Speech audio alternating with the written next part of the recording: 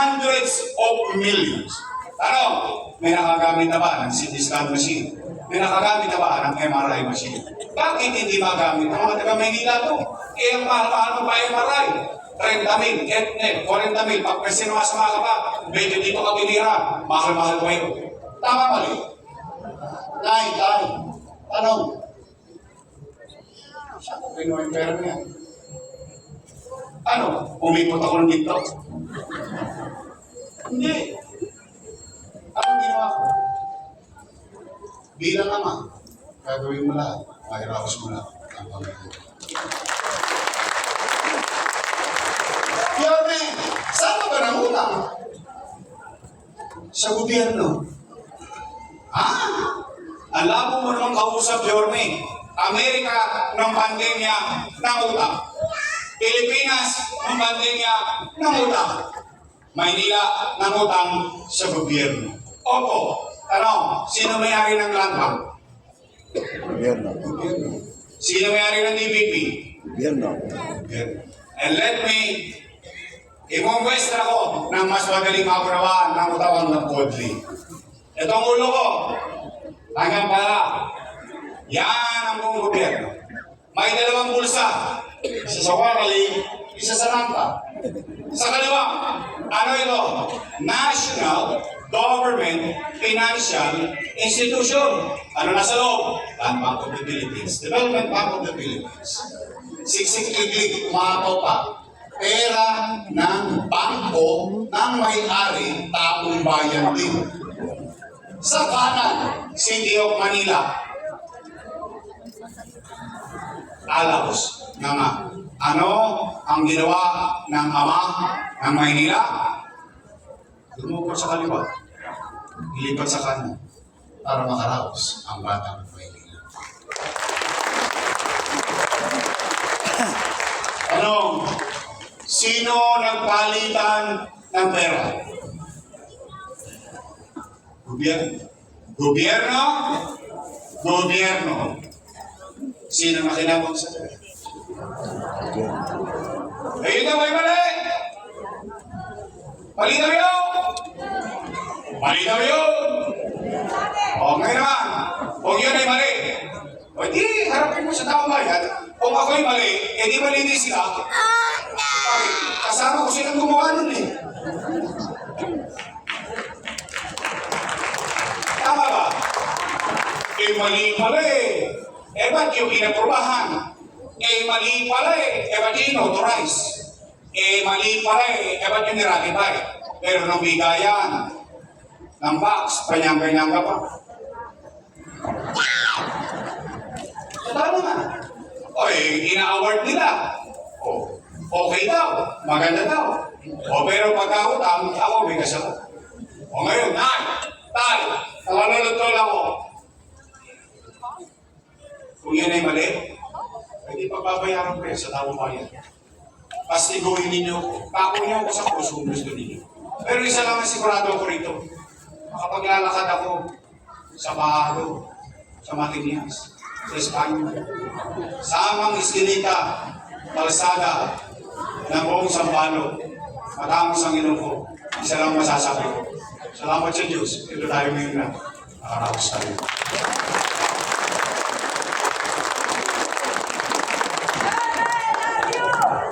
Love you.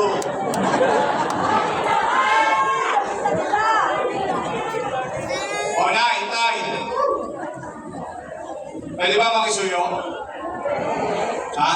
Eh kasi malamang sa hindi, ipatatawag din kayo. Malamang! Pwede ba ako?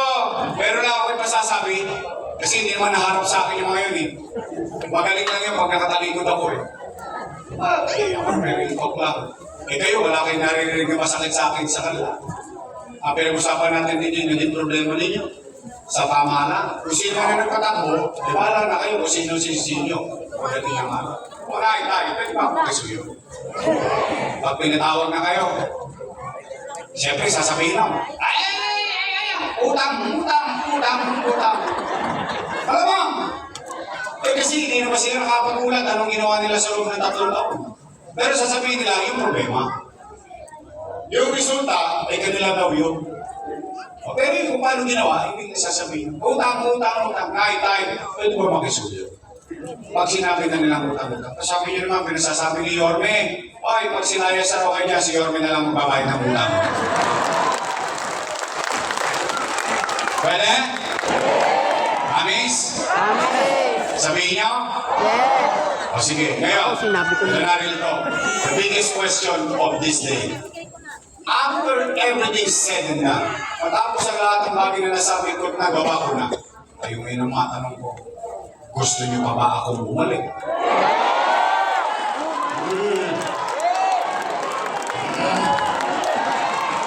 Bakit sinacharot-charot niyo lang ako? Di nga.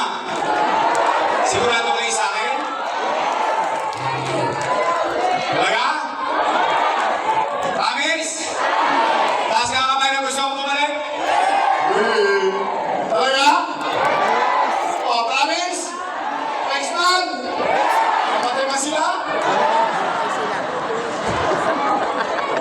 Eh, ayaw ko kayo ma-disgrasya. Kayo kausap.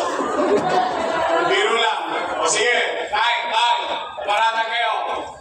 Yawa Diyos, babalik na tayo. Kaya lang, meron ako isang kailangan na kailangan nyo rin gawin. Ito'y kakailanganin ko para maging efficiente sa pagkugobyerno. I'm always honest enough to tell you what you should do and what I should do. As government, as people. We work together. Lagi naman ako nakapagkwenta sa klara sa inyo. Tay, pwede ba ako mag-request ng isa? Isa lang. Lahat ng problema, kaya kasi ang pakiramdam ko lang, pero may hindi pa utupak wala, I don't want you to take this as a matter of facts. Kaya lang ang pakiramdam ko, based on my 27 years in public service, mukhang wasak na yung gobyerno ng Maynila. Mukha lang. Ang katwira ko niya simple, ito yung basura, hindi nyo mahakot ang tama, gobyerno pa kaya. Tama. I mean, the basic of the basic. Di ba? Yes. Now, gusto nyo ba mabilis tayo makarecover? Yes. At pumanatag kayo, ako naman dati, hindi kaya natin gawin-gawin. Tama ba rin? Tama. Kaya lang meron ng formula yun, kailangan ko na kasama ko. I'm just trying to be honest. Pwede ba mag-request ang isa? Isa lang. Wala ko ibang request. Isa lang. Pwede straight.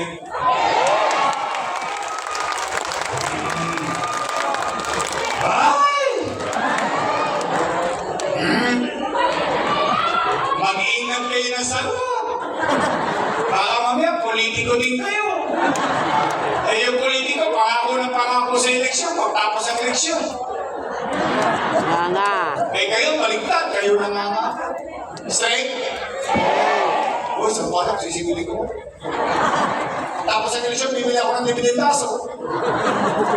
Buksan ko yan, bibili ako, may prueba. Nagtotoo kaya itong mga taga-sakto? Aba! Nagtotoo! O, nagtotoo tao! O, after election, tumubad kayo. Ako naman ang singalin niyo. Promise? Stop! Ang ganon! Hindi tao, hindi hayop. Bagay ito. Bagay. Eunice Castro. Attorney Lady Quinto. Rino Tolentino. Straight? Okay, umaupo na kayo. Ha?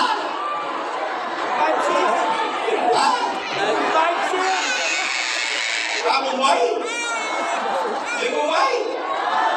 Kapag nagipin sa Mumbai? Ito, magaling ka musihan. Ang ating minamahal, musihan, DJ Bagachi. May gout ka yan. Katabi sila, Robert. Amaw mo na kayo. O, nay. O, napagbigyan na natin sila lahat. Yung mga congressman, o may iba naman. Natapos na natin mga termino nila. Termino na dati, termino na ngayon. O ngayon, pwede ba ang congressman natin si JTV? Sa baranggayan, uusuping tao sa JTV, kala nyo, nakalimutan na namin, ha? JTV! Baka na Vice Mayor, tay, may asim pa. Oh, akala mo yan 19. Naintindihan nyo na yun. Siya po ay graduate ng LASAT, Political Science. So she knows the parliamentary procedures. She knows the responsibility of being a presiding officer. I would think that way. Kasi tinapos kong kurso yung pagbubukyerno. At siya arap. Sa kanyang tatay din, aming katawag naging vice mayor bago naging mayor. Siya po ay graduate ng LASAL. Lamang lang ako ng kaunti. Ako ay graduate ng Ateneo.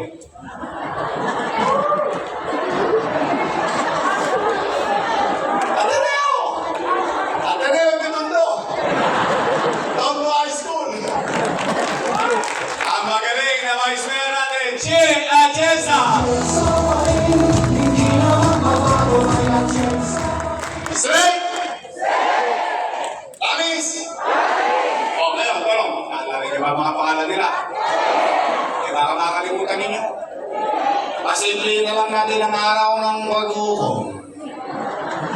Dalawang grupo lang naman ang pagpipilian ninyo. Dalawa lang yan. Maniwala po kayo. Unang grupo, Your Miss Choice. Matamis. Yung kabilang grupo, Ladies Choice. Kayo po may sabi nun, hindi ako. Your Miss Choice tayo sa inyo. Samahan niyo sa buhay.